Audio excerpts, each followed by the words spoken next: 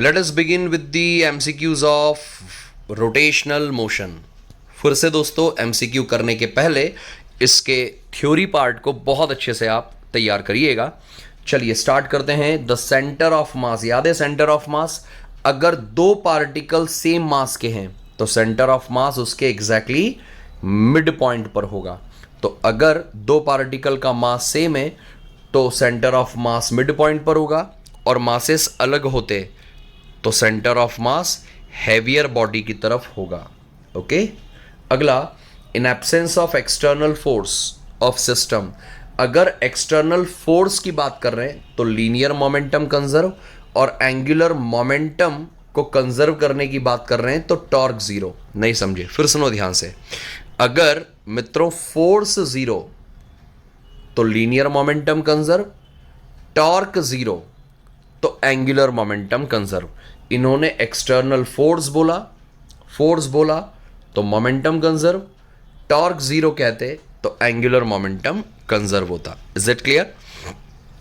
Incorrect relation is, मतलब correct वाले कौन से देख लो। एल इज आई ओमेगा, याद है? एंगुलर मोमेंटम और मोमेंट ऑफ इनर्शिया में करेक्ट रिलेशन है। आई एम के स्क्वायर बिल्कुल करेक्ट है। Tau D L by D T बिल्कुल करेक्ट है। ये इनकरेक्ट रिलेशन है। क्यों? क्योंकि काइनेटिक एनर्जी का फॉर्मूला होता है हाफ आई ओमेगा स्क्वायर, यहां स्क्वायर मिसिंग है तो ये इनकरेक्ट हुआ। Unit of moment of inertia, बेटा मास इंटू डिस्टेंस का स्क्वायर होता है ना, तो उस हिसाब से kilogram into metre square. A option जो होगा वो एप्रोप्रिएट ऑप्शन होगा। यूनिट की बात करें, क्वांटिटीज की बात करें, इनके बीच में रिलेशन क्या है मैच द कॉलम में? तो बेटा रेडियस ऑफ गायरेशन, इजी से शुरू करा करो। Radius of gyration metre, moment of inertia kilogram metre square, ये दो कंप्लीट हुए। इसके बाद लीनियर मोमेंटम के लिए ऑप्शन, इसके पहले रोटेशनल काइनेटिक एनर्जी से निपट लें। एनर्जी इसलिए यूनिट आएगी जूल। अब लीनियर मोमेंटम या तो जूल सेकेंड या न्यूटन सेकेंड। तो बेटा F इक्वल्स टू, अच्छा फोर्स और मोमेंटम में रिलेशन होता है ना, F is D P by D T. अरे बेटा second law, F is D P by D T. D P मतलब मोमेंटम, क्रॉस मल्टीप्लाई करेंगे फोर्स इनटू टाइम तो न्यूटन सेकेंड।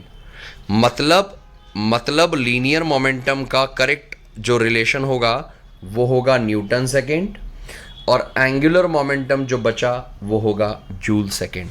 तो मैच द कॉलम करने की ये ट्रिक समझ लो आप एक तरह से, कि जो पहले इजी वे में आते हैं उनको कंप्लीट करो, फिर आखिरी में बचे हुए को। ऐसे ही फॉर्मूले और क्वांटिटीज।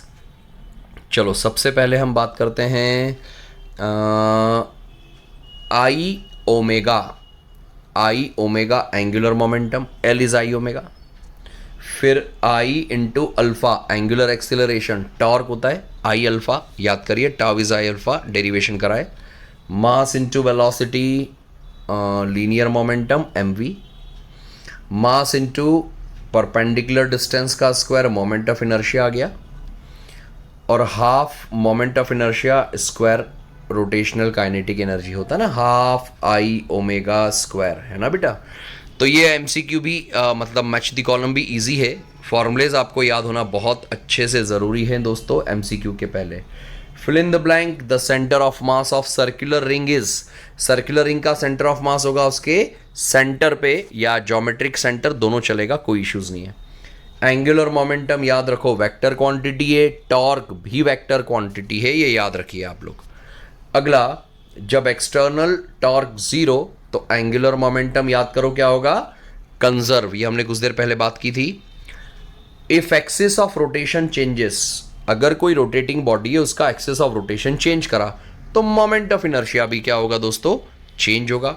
यह हमें ऑलरेडी पता है बहुत अच्छे से। इसी तरह अगला, the rate of change of angular velocity.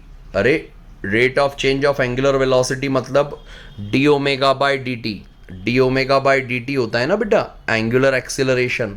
So angular acceleration, moment of inertia of circular ring about its diameter. अब देखो यहां होता है कंफ्यूजन, मैंने आपके नोट्स में मोमेंट ऑफ इनर्शिया लिखवाई हैं बॉडीज की। अगर ये रिंग है इसके प्लेन के परपेंडिकुलर एक्सिस जा रही है तो moment of inertia half mr² होता है।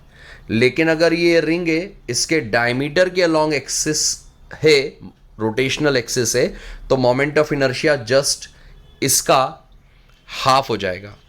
मतलब moment of inertia of circular ring about its diameter हो जाएगा कितना दोस्तों, यहां वैल्यू गलत दी है, देखो आप अब ध्यान से सुनो। Moment of inertia of circular ring about its diameter जो होगा ना, ये गलत वैल्यू, ये होगी हाफ mr²। अब ध्यान से सुनो क्या करेक्शन है। अगर ये रिंग है, अगर रिंग के परपेंडिकुलर एक्सिस, रिंग के प्लेन के परपेंडिकुलर एक्सिस से मोमेंट ऑफ इनर्शिया बोलेंगे तो mr² होगा। लेकिन रिंग के डायमीटर के अलोंग एक्सिस जा रही है तो मोमेंट ऑफ इनर्शिया हाफ आएगा। तो दोस्तों करेक्शन कर लेना, ये MCQ में हाफ मिसप्रिंट है, हाफ mr² आएगा।